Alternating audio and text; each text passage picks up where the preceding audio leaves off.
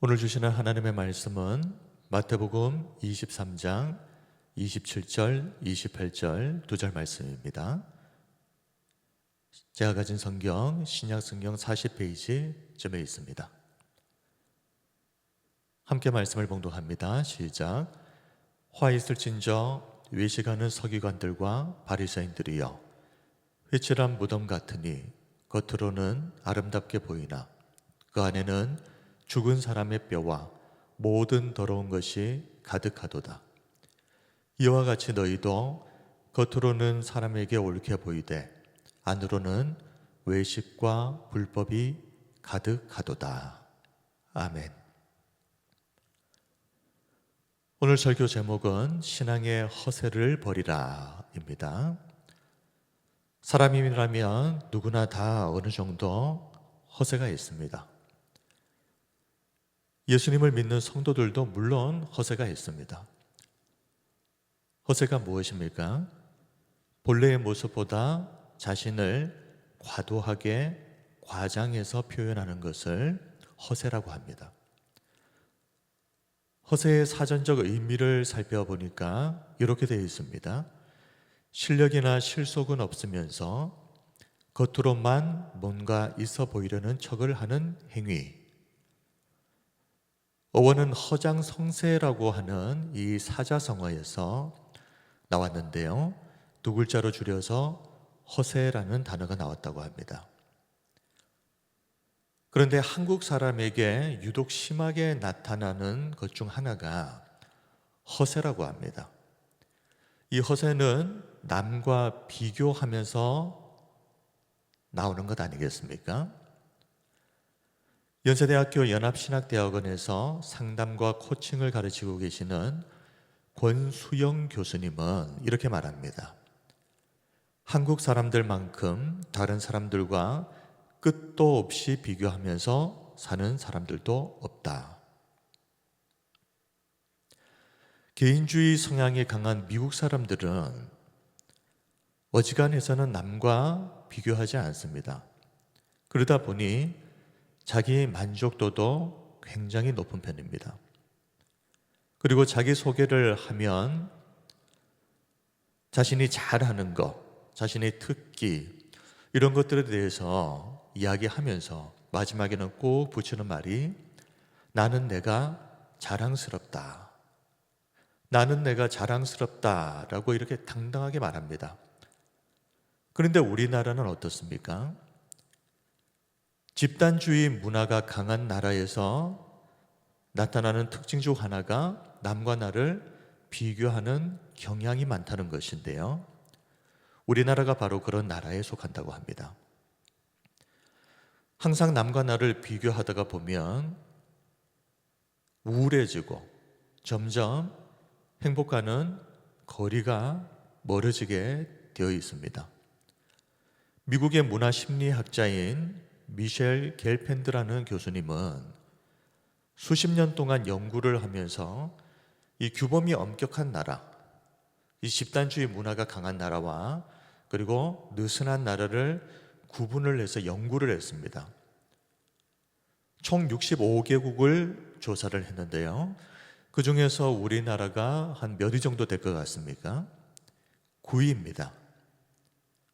우리 성도님들 중에 어떤 분들은 그래도 꼴찌는 아니네. 근데 사실 그렇게 생각할 문제가 아닙니다. 앞에 나라가 어떤 나라인지 보니까 다 모로코, 인도네시아, 요르단, 터키. 공통점이 뭘까요? 이슬람 문화권입니다. 이슬람 문화권이 얼마나 엄격하고 또 문화적으로 타이트한지 다 알고 계시지 않습니까? 그런데 이런 이슬람 문화권을 빼고는 우리나라가 세계 1위라는 것입니다. 무슨 말입니까? 우리나라가 그만큼 자꾸 남과 비교하는 경향이 강하다는 것입니다. 이게 또 세계 1위라 생각을 해보시면 내가 다른 사람보다 조금만 나으면 거만해지고 내가 다른 사람들보다 조금만 못하면 의기소침해지고 이런데 어떻게 행복하게 살 수가 있겠습니까? 우리가 실생활에서도 볼 수 있는 허세의 예들은 굉장히 많습니다. 가볍게 시작을 해서 군대를 갔다 온 남자들을 이렇게 군대 이야기를 하면 엄청 과장하는 경향이 있습니다. 그래서 다 말을 들어보면 다 특수부대 출신들입니다. 그리고 군대에 갔다 온 사람들이 꼭 하는 이야기가 또 하나 있죠. 군대에서 추구한 이야기입니다. 또 그 이야기를 들어보면 다 국가대표고 호나우두고 메시입니다. 자, 그런가 하면 특히 젊은이들 사이에서 허세 문화가 두드러지게 나타나는 곳이 인스타그램 같은 SNS입니다. 요즘 정말 심각한 문제인데요.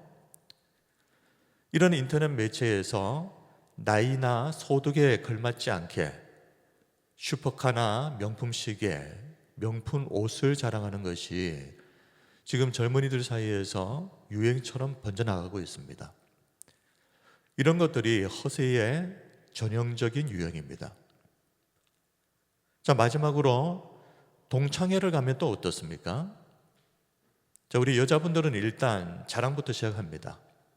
집에 있는 온갖 명품들을 다 두르고 나타나서 내가 이렇게 잘 산다, 은근히 자랑하는가 하면 이어서 우리 남편은 직업이 뭐다, 그리고 아파트 평수는 자랑, 그리고 자식 자랑에 들어가면 다니는 학교, 다니는 직장, 그렇게 자랑으로 시작해서 자랑으로 끝나는 것이 동창회입니다.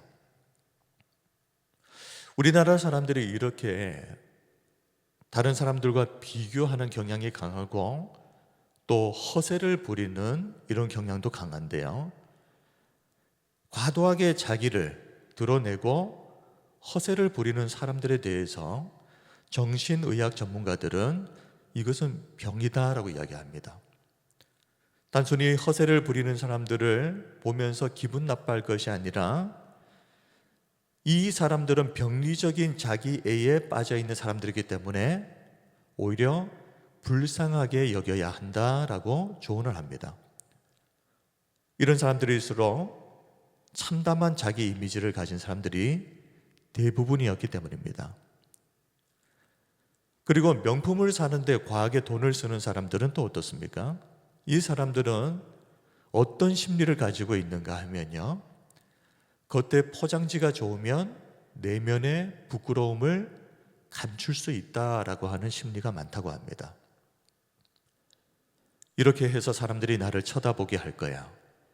내 안에 숨겨진 부끄러운 것은 겉에 있는 이 포장지로 더 안전하게 보호할 거야. 우리들은 어떻습니까? 사람들이 이렇게 자꾸 자신을 과장하고 허세를 부리는 이유가 뭘까요?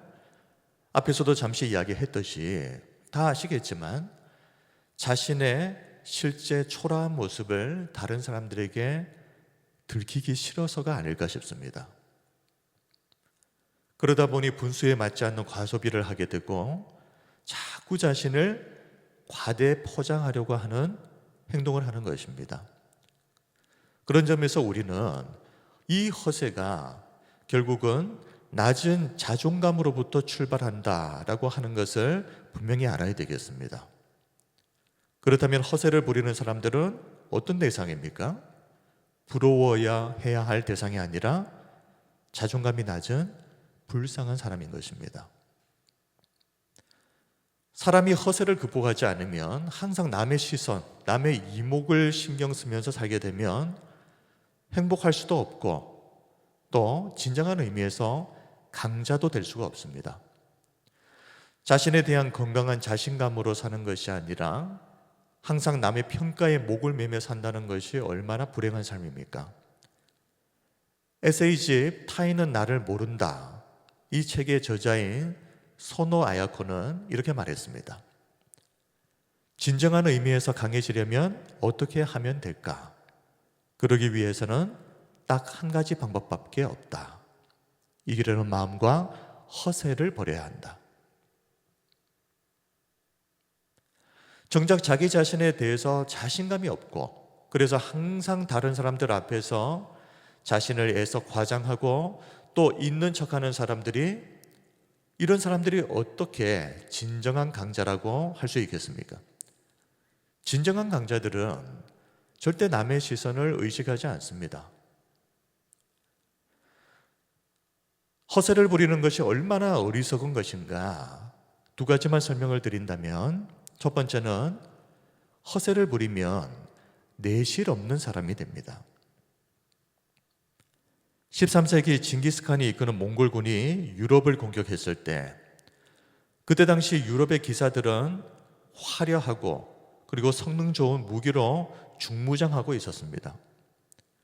그럼에도 불구하고 유럽은 몽골군에게 속수무책으로 무너져 버립니다. 몽골군이 이렇게 유럽 기사들을 상대로 압도적인 승리를 거둘 수 있었던 이유가 무엇이었을까요? 세 가지 정도를 살펴보면, 첫 번째, 말입니다. 유럽 기사들이 탔던 말은 덩치도 크고 그리고 굉장히 멋있게 생겼습니다. 그런데 이 말들이 치명적인 약점이 있었습니다. 하루에 30에서 50km밖에 달리지 못한다는 것입니다. 덩치가 크니까 빨리 지쳐버리는 것이죠. 그에 반해 몽골의 말들은 160km를 지치지 않고 달렸습니다. 그리고 유럽의 말들은 먹이도 딱 좋은 건초만 먹었습니다. 그에 비해 몽골의 말들은 척박한 환경 속에 처하게 되면 알아서 먹이를 찾아냈다고 합니다. 자, 두 번째로 식량입니다. 몽골군은 식량의 무게를 줄이기 위해서 말 젖으로 만든 치즈, 그리고 소고기, 양고기로 만든 육포를 가지고 다니면서 말을 타고 달리면서 먹으면서 그렇게 전쟁을 치렀다고 합니다.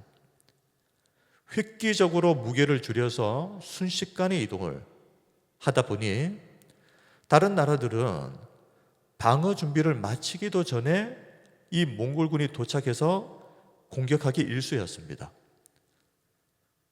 보통 유럽의 성주들도 몽골군이 어디에서 출발했다더라 하는 소식을 들으면 거기에서 여기까지 오는데 한 일주일 정도 걸리겠구나 하면은 그 기간에 맞춰서 준비를 합니다. 근데 놀랍게도 몽골군들은 2, 3일이면 벌써 도착을 해서 아직 준비가 제대로 다 되지도 못한 중세 유럽의 여러 나라들을 공격을 해서 속수무책으로 무너뜨려 버리는 것입니다. 자, 그런데 또 한 가지 빼놓을 수 없는 것이 바로 갑옷입니다. 당시 유럽 기사들이 입었던 갑옷의 무게가 70kg 정도였다고 합니다. 굉장히 무겁죠. 그런데 몽골군의 갑옷 무게는 40kg 정도로 가벼웠습니다. 겉으로 볼 때 일단 유럽 기사들의 갑옷이 얼마나 멋있어 보였겠습니까? 그런데 이 갑옷에 치명적인 약점이 있었습니다. 일단 이동을 하거나 움직일 때, 또 전쟁을 치를 때 굉장히 움직이기가 불편한 겁니다. 게다가 무거운 갑옷을 입은 유럽 기사들이 한번 말에서 떨어졌다가 하면 쉽게 일어나지를 못합니다. 무거워서. 그러면 바로 죽는 것이죠. 그럼에도 유럽 기사들은 폼나는 갑옷을 고집하다가 그렇게 어이없는 패배를 당했던 것입니다. 이처럼 허세를 부리게 되면 실상의 삶에 있어서는 내실 없는 사람이 됩니다. 그에 비해 다윗은 허세가 아닌 진리를 추구했던 사람입니다. 사무엘상 17장을 보면 블레셋의 골리앗이 등장했을 때 이스라엘 모든 사람들이 겁을 내고 감히 앞에 나서지를 못했습니다. 그때 유일하게 나섰던 사람이 다윗이지 않습니까? 사울 왕은 이 다윗에게 자신이 평소 입었던 갑옷을 입고 가라고 주게 됩니다. 사무엘상 17장 38절 40절 말씀입니다.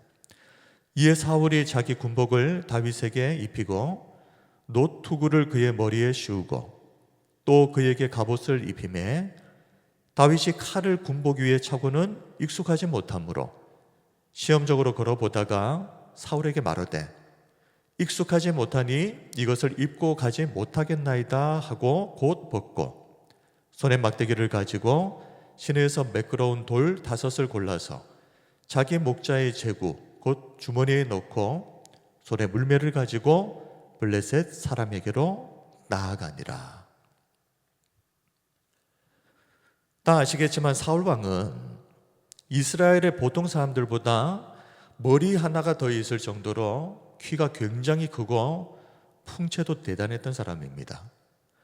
그 내용이 사무엘상 9장 2절에 기록되어져 있습니다. 기스에게 아들이 있으니 그의 이름은 사울이요 준수한 소년이라. 이스라엘 자손 중에 그보다 더 준수한 자가 없고 키는 모든 백성보다 어깨 위만큼 더 컸더라. 자, 이렇게 키가 크고 풍채가 대단했던 사울 왕이 입었던 갑옷이 얼마나 컸겠습니까?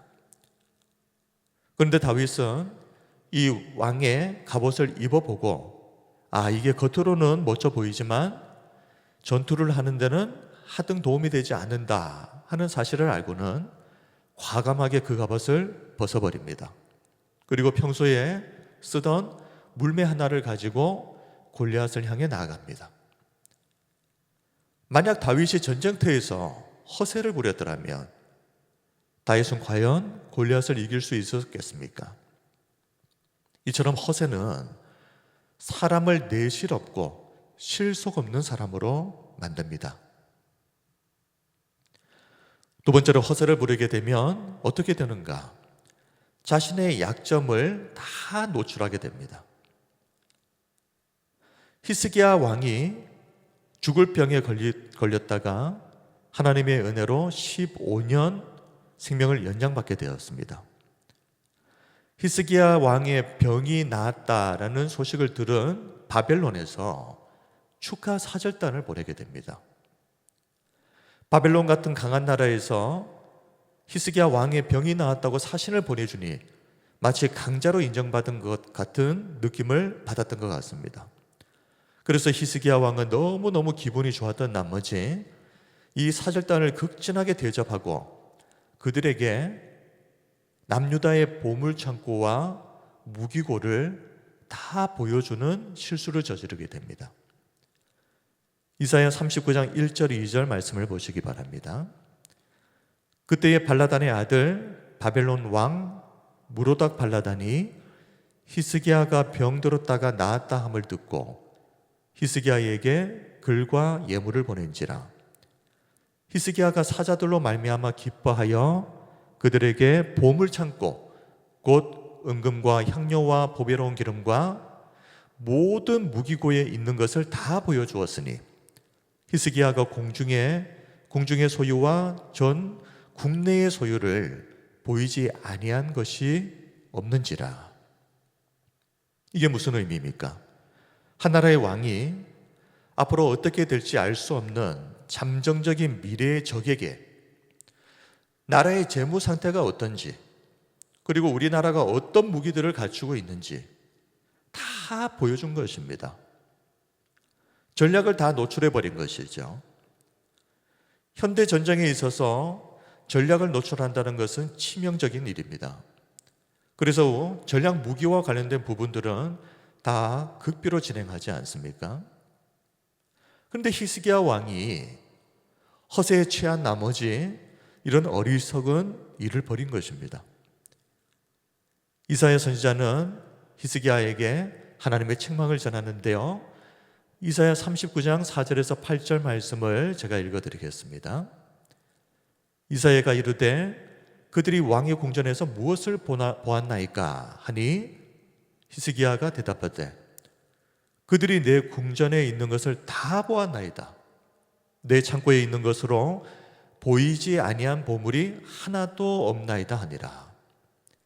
이사야가 히스기야에게 이르되 왕은 만군의 여호와의 말씀을 들으소서. 보라, 날이 이르리니 내 집에 있는 모든 소유와 네 조상들이 오늘까지 쌓아둔 것이 모두 바벨론으로 옮김받되고 남을 것이 없으리라. 여호와의 말이니라. 또 내게서 태어날 자손 중에서 몇이 사로잡혀 바벨론 왕궁의 환관이 되리라 하셨나이다 하니 히스기야가 이사야에게 이르되 당신이 이른 바 여호와의 말씀이 좋소이다 하고 또 이르되 내 성전에는 평안과 경고함이 있으리로다 하니라. 한 나라의 왕이 그 나라의 경제력 그리고 국방력을 다 노출시켜 버렸습니다. 실제로 남유다는 훗날 바벨론으로부터 3번의 공격을 받게 되고 왕궁과 성전은 완전히 무너지고 수많은 백성들이 바벨론의 포로로 끌려가서 70년을 보내게 됐죠. 그런데 이사야 선지자로부터 이렇게 엄청난 하나님의 징계의 말씀을 들은 이 히스기야를 보면서 너무너무 실망스러웠던 것은 8절 말씀이었습니다. 8절을 보시면 당신이 이른 바 여호와의 말씀이 좋소이다 하고 또 이르되 내 생전에는 평안과 견고함이 있으리로다. 원문을 정확하게 번역하면 당신이 전한 여호와의 말씀은 옳소, 그리고 그는 속으로 내가 왕으로 있는 동안에는 평화와 안정이 있겠지 라고 생각했기 때문에 이렇게 말하였다. 내 때에는 아무 일도 없을 것이니 미래의 자식의 세대에 전쟁이 일어나든 말든 나는 상관없다라는 태도입니다. 얼마나 무책임한 태도입니까? 이처럼 허세는 사람을 내실 없고 실속 없는 사람으로 만들면서 동시에 자신의 감추어야 할 약점들을 상대방에게 다 노출하게 만듭니다. 그런데 세상의 사람들이 허세를 부리는 것은 그렇다고 할지라도 성도가 허세를 경계해야 하는 이유가 무엇이겠습니까? 교회에 와서 성도들이 허세를 부린다. 이것이 왜 큰 문제이겠습니까? 이 말은 성도들이 교회에서 예배를 드리면서 신앙생활을 하면서 누구를 의식한다는 말이죠? 하나님을 의식하지 않고 사람을 의식한다라는 말이기 때문에 그렇습니다. 예수님을 믿는 한 사람의 성도로서 한 번쯤은 이런 질문을 스스로에게 해봐야 할 것 같습니다. 나는 그동안 신앙생활을 하면서 혹시 하나님이 아니라 사람에게 잘 보이려고 과장하고 부풀고 그리고 허세를 부리지는 않았는가? 만약 이 허세의 거품을 다 제거하고 나면 혹시 나의 신앙은 초라하고 보잘것없는 모습만 남는 것은 아닌가? 내 신앙의 실체가 어떨까에 대해서 이렇게 질문을 할 필요가 있다는 것입니다. 앞에서 히스기야 왕의 허세에 관해서 잠시 다루었지만 성경에 나오는 인물 중에 허세라면 둘째 가라면 서러울 정도로 온 인생이 허세에 지배당했던 또 한 사람이 있습니다. 바로 사울 왕입니다. 사울 왕은 40년 동안 이스라엘을 다스리면서 성경에는 크게 2번 하나님의 명령을 불순종했다라고 기록을 하고 있습니다. 첫 번째는 블레셋과의 전투이죠. 이때 사무엘 선지자를 기다리지 못하고 자기 마음대로 제사를 드리고 왕이 제사를 드리고 전쟁을 치루었던 이 일 하나, 그리고 그 다음이 아말렉과의 전투입니다. 그런데 장수로 치면은 한 장을 넘겼기 때문에 얼마 지나지 않아서 일어난 일처럼 보이지만 사실 블레셋과의 전투와 아말렉과의 전투의 그 시간의 간격은 길게 보면 한 20년 정도가 지나서입니다. 자, 그런데 사무엘 선지자가 블레셋과의 전투에서 이렇게 사울 왕이 하나님 앞에 큰 죄를 저지르고 이 일로 이 사무엘 선지자는 사울 왕을 한동안 찾아가서 만나질 않았습니다. 근데 오랜 시간이 지나서 이제 아말렉과의 전투를 해야 될 때 사무엘 선지자가 사울 왕을 찾아가서 하나님의 뜻을 전하게 됩니다. 사울 왕의 입장에서는 다시 한번 기회가 주어진 것입니다. 근데 그때 사무엘 선지자가 사울 왕에게 무엇을 전합니까? 아말렉을 진멸하라는 것입니다. 하나님의 뜻은 아말렉을 진멸하는 것인데 아말렉의 사람이든 가축이든 하나도 살려두면 안 된다. 이것이 하나님의 명령이었습니다.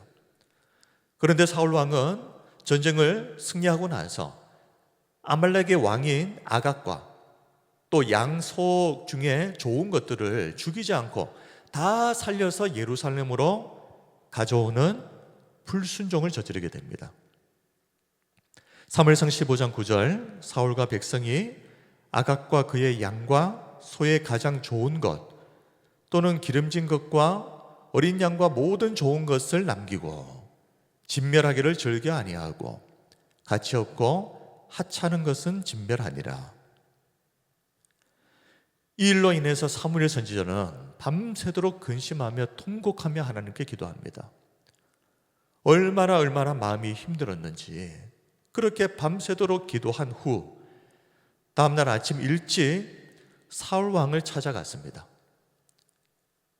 그런데 이 사울 왕이 그때에도 자신이 저지른 불순종에 대해서 회개하기는커녕 인정하지도 않고 오히려 변명으로 일관하는 모습을 보면서 사무엘 선지자는 하나님께서 당신을 버렸다.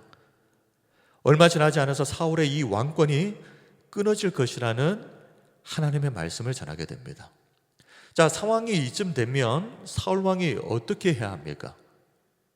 이 정도 되었으면 이제는 좀 자신의 잘못을 솔직하게 인정하고 회개해야 하지 않습니까? 그런데 여기에서 사울이 얼마나 허세에 찌든 사람인지가 드러납니다. 이런 상황에서 사울 왕은 사무엘 선지자에게 부탁합니다. 백성들 앞에서 내 체면을 좀 세워달라. 사무엘상 15장 30절에서 31절 말씀을 보십시오. 사울이 이르되 내가 범죄하였을지라도 이제 청하옵나니 내 백성의 장로들 앞과 이스라엘 앞에서 나를 높이사 나와 함께 돌아가서 내가 당신의 하나님 여호와께 경배하게 하소서 하더라. 이에 사무엘이 돌이켜 사울을 따라가매 사울이 여호와께 경배하니라. 이 본문을 좀 더 쉽게 번역하면 이렇습니다. 내가 죄를 지었어. 하지만 내 백성의 장로들과 이스라엘 백성들 앞에서는 내 체면을 생각해서 나를 좀 높여주시오. 지금 나와 함께 가서 당신의 하나님 여호와께 예배 드릴 수 있도록 해주시오. 지금 사울 왕은 자신의 체면 때문에 사무엘 선지자에게 백성들 앞에서 내 체면을 좀 세워달라고 부탁을 하는 것입니다. 게다가 사울 왕이 사무엘 선지자에게 뭐라고 이야기합니까? 당신의 하나님 여호와라고 말하는 것을 보십시오. 얼마나 기가 막힌 일입니까? 나의 하나님이 아니라 사무엘 선지자 당신의 하나님 여호와. 사무엘 선지자는 이런 사울 왕의 태도가 너무 기가 막혔지만 일단은 그가 원하는 대로 해줍니다. 그런데 그 이후로 사무엘 선지자는 죽을 때까지 사울 왕을 만나지 않습니다. 완전히 관계가 끝난 것이죠. 더 이상 사울 왕에게는 희망이 없다는 것을 사무엘 선지자가 알았던 것입니다. 사무엘상 15장 35절 사무엘이 죽는 날까지 사울을 다시 가서 보지 아니하였으니 이는 그가 사울을 위하여 슬퍼함이었고 여호와께서는 사울을 이스라엘 왕으로 삼으신 것을 후회하셨더라. 하나님을 믿는다고 하는 성도들이 허세에 빠지게 되면 이런 일들이 벌어지게 됩니다. 아니 사람이니 그럴 수도 있는 것 아니냐. 그런데 그렇게 생각하고 넘어갈 문제가 아닙니다. 이런 일이 하루 이틀이 아니라 계속해서 이어지게 되면 이 사람은 분명 주일이 되면 교회를 나오고 신앙생활을 하고 이러면 성도일지 모르지만 모든 상황에서 하나님을 의식하지 않고 오로지 사람의 평가에 목을 메고 사람의 눈치나 살피는 그런 사람이 되는 것입니다. 하나님이 아니라 사람을 의식하는 이것을 우리가 종교 생활을 한다고 하는데 그러면 어떻게 되는지 이스라엘 백성들이 그것을 잘 보여주고 있습니다. 예수님께서는 유대인들 중에 가장 열심히 신앙생활을 하고 있다고 스스로 자부했던 사람들, 서기관과 바리새인들, 이 사람들을 평가하시면서 뭐라고 말씀하시는가 하니 너희들은 휘칠한 무덤이다 라고 말씀을 하셨습니다. 마태복음 23장 27절 28절을 한번 보십시오. 화 있을진저 외식하는 서기관들과 바리새인들이여, 휘칠한 무덤 같으니 겉으로는 아름답게 보이나 그 안에는 죽은 사람의 뼈와 모든 더러운 것이 가득하도다. 이와 같이 너희도 겉으로는 사람에게 옳게 보이되 안으로는 외식과 불법이 가득하도다. 예수님께서 말씀하신 이 휘칠한 무덤, 이것이 무엇인지 조금 설명이 필요합니다. 휘칠한 무덤이 무엇인지에 대해서 크게 두 가지 설명이 있는데요. 첫 번째로는 열린다 성경의 저자인 류모세 선교사는 이 휘칠한 무덤은 당시 가난한 사람들이 죽었을 때 대충 땅을 파서 묻었던 평토장한 무덤이다 라고 주장을 합니다. 유대 산지는 땅을 조금만 파도 단단한 석회한 바위가 나옵니다. 그러니 땅을 깊게 팔 수가 없죠. 그러면은 땅을 대충 파고 거기에다가 가난한 자들의 시체를 매장하고 그냥 흙으로 대충 덮는 겁니다. 그러면 비가 오거나 사람들이 지나다닐 때 어떻게 되죠? 그 밑에 묻혀 있었던 시신의 뼈들이 밖으로 튀어나오기도 하는 이런 일이 발생하는 것입니다. 일반 사람들도 문제이지만 그런데 특히 순례객들, 예루살렘에 예배를 드리기 위해서 먼 곳에서 온 순례객들이 혹시라도 이 시신에 접촉하게 되면 어떻게 됩니까? 부정하게 됩니다. 그러면 7일 동안 성전에 들어갈 수 없는 일이 발생합니다. 이런 일들을 방지하기 위해서 성전에서 사람들을 파견해서 평토장한 가난한 사람들의 무덤을 찾아다닙니다. 그러면서 발견을 하면 거기에 어떻게 해요? 휘칠로 표시했다. 류모세 선교사는 휘칠한 무덤이 바로 이 가난한 사람들의 평토장한 무덤, 그리고 그 위에 성전에서 파견된 사람들이 휘칠로 표시한 것을 말하는 것일 것이다 라고 말합니다. 그런데 예수님의 말씀을 보게 되면 꼭 그렇게 해석할 필요는 없을 것 같습니다. 왜 그렇습니까?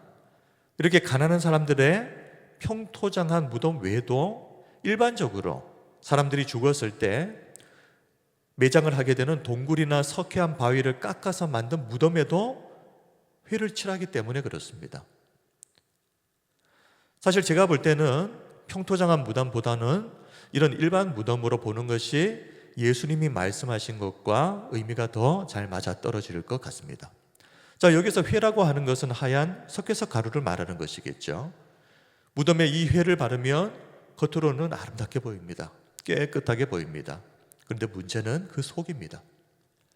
이 무덤의 돌을 굴러내면 그 안은 어떻습니까? 겉에 그 깨끗하고 아름다운 모습과는 달리 이 속에는 시체가 썩는 내가 진동하는 것. 지금 예수님은 바리새인과 서기관들의 위선적이고 허세적인 종교 생활의 실체를 휘칠한 무덤이라는 말로 지적하신 것입니다. 성도 여러분, 혹시 우리의 신앙이 예수님이 보실 때 휘칠한 무덤과 같은 위선적이고 허세를 부리는 그런 종교 생활은 혹시 아닙니까? 사람들에게 보이는 것에 치중한 나머지 이 영혼의 썩은 내가 진동을 해도 관심이 없는 그런 형식적이고 위선적인 신앙생활에 대해서 만약 예수님께서 지적하신다면 우리는 이 질문에 대해서 스스로를 심각하게 돌아볼 필요가 있습니다. 사랑하는 성도 여러분, 오랜 시간 동안 신앙생활을 했음에도 항상 제자리 걸음을 하는 것처럼 느껴진다거나 아니면 오히려 예전보다 못해졌다 그런 생각이 든다면 우리는 꼭 혹시 나의 신앙에 위선과 허세라고 하는 이 신앙에 거품이 있었던 것은 아닌지 꼭 자신을 돌아볼 필요가 있겠습니다. 하나님 앞에서 진실하지 못하고 허세에 사로잡혀 있으면 꼭 기억하십시오. 절대 우리의 신앙은 성장할 수가 없습니다. 그러나 반면 사람을 의식하던 그 눈을 돌려서 진실한 마음으로 하나님을 찾고 구하면 믿으시기 바랍니다. 하나님은 지금도 우리에게 풍성한 은혜를 베풀어 주시는 분이심을 우리 성도님들이 꼭 믿으시길 바랍니다. 시편 145편 18절 말씀입니다.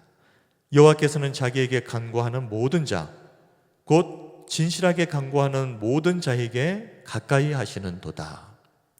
아멘. 우리 하나님은 진실하게 간구하는 모든 자에게 가까이 하시는 하나님이십니다. 사람의 눈을 의식하고 허세에 가득한 사람은 시간이 갈수록 점점 더 하나님으로부터 멀어질 것이지만 그것을 하나님 앞에 인정하고 회개하고 하나님 앞에 진실하게 서기를 간구하는 모든 자에게는 우리 하나님이 그와 가까이 하신다는 것을 믿으시길 바랍니다. 말씀을 정리하겠습니다. 우리 교회에서 신앙생활을 하면서 우리의 신앙의 허세의 거품이 다 거두어지고 신앙의 방황이 완벽하게 끝이 나는 은혜가 있으시기를 바랍니다. 우리는 사람에게 보이려고 신앙생활을 하지 않습니다. 사람에게 보이려고 기도하지 않습니다. 사람에게 보이려고 헌금하지 않습니다. 사람에게 보이려고 봉사하고 헌신하지 않습니다. 성도 여러분, 사람들이 아무도 알아주지 않는다 해도 하나님만 알아주시면 족한 인생. 우리 신앙의 모든 허세를 제거하고 하나님 앞에 진실한 성도들로 세워지시기를 바랍니다. 신앙의 허세를 버리라. 신앙의 허세를 제거하고 날마다 내실 있게 하나님 안에서 성장하는 이 은혜가 저와 우리 모든 성도님들에게 임하시기를 주님의 이름으로 축원드립니다. 아멘.